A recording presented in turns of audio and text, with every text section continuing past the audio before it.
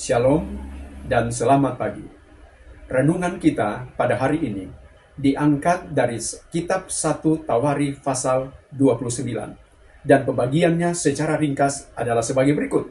Yang pertama, dalam ayat 1-9 menekankan tentang persembahan untuk pembangunan bait suci.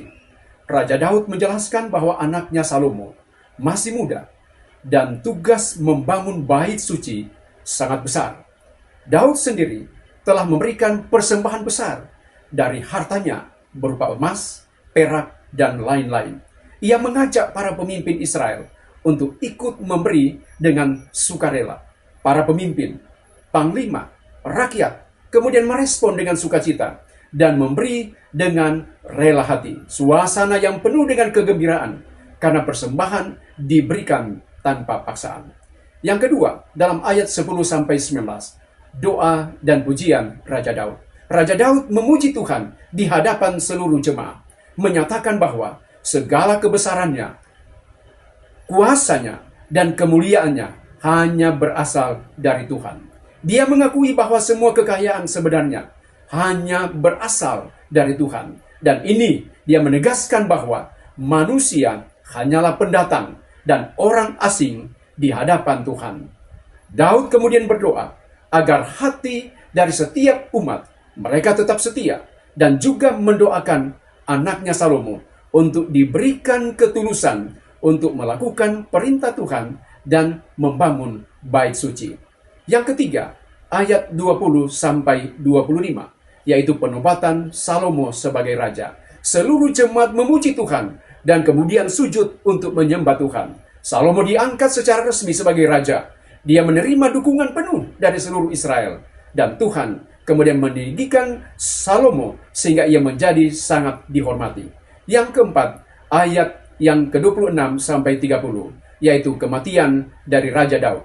Raja Daud memerintah selama 40 tahun, 7 tahun di Hebron dan 33 tahun di Yerusalem. Ia kemudian meninggal dalam keadaan tua, penuh dengan kekayaan, kehormatan, dan kemudian Salomo anaknya menggantikannya sebagai raja. Dari pasal ini, ada beberapa pelajaran rohani yang dapat saudara dan saya ambil. Yang pertama, segala sesuatu itu hanya berasal dari Tuhan. Daud berkata bahwa segala sesuatu berasal dari Tuhan.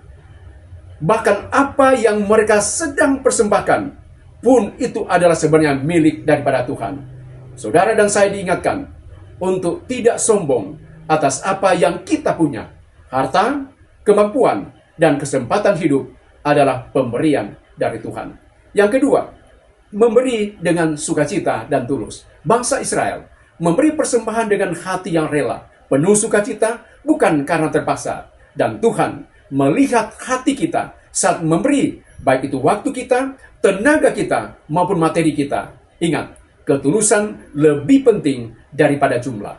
Yang ketiga, kerendahan hati di hadapan Tuhan. Walaupun Raja Daud adalah seorang raja yang besar, dia merendahkan diri dan menyadari bahwa manusia itu kecil di hadapan Tuhan. Semakin kita diberkati, seharusnya semakin rendah hatilah kita, bukan semakin tinggi hati. Yang keempat, doa untuk generasi berikutnya. Raja Daud, dia berdoa agar Salomo memiliki hati yang setia untuk melakukan kehendak Tuhan. Sangat penting untuk mendoakan dan mempersiapkan generasi kita untuk berikutnya agar hidup benar di hadapan Tuhan. Yang kelima, kepemimpinan yang bersandar kepada Tuhan. Daud tidak memaksakan kehendaknya, tetapi menyerahkan rencana besar pembangunan bait Allah kepada Tuhan dan penerusnya. Seorang pemimpin yang baik, tidak egois atau cinta diri, tetapi percaya pada rencana Tuhan dan memberi ruang bagi orang lain. Yang keenam, yang terakhir, menyembah Tuhan sebagai respon hidup. Pasal ini ditutup dengan pujian dan penyembahan kepada Tuhan dan seluruh umat. Hidup kita seharusnya menjadi penyembah, bukan hanya lewat kata-kata kita, tapi juga dengan tindakan.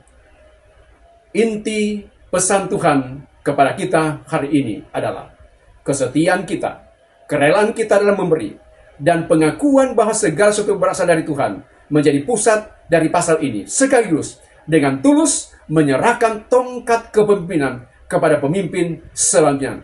Tuhan memberkati kita. Amin.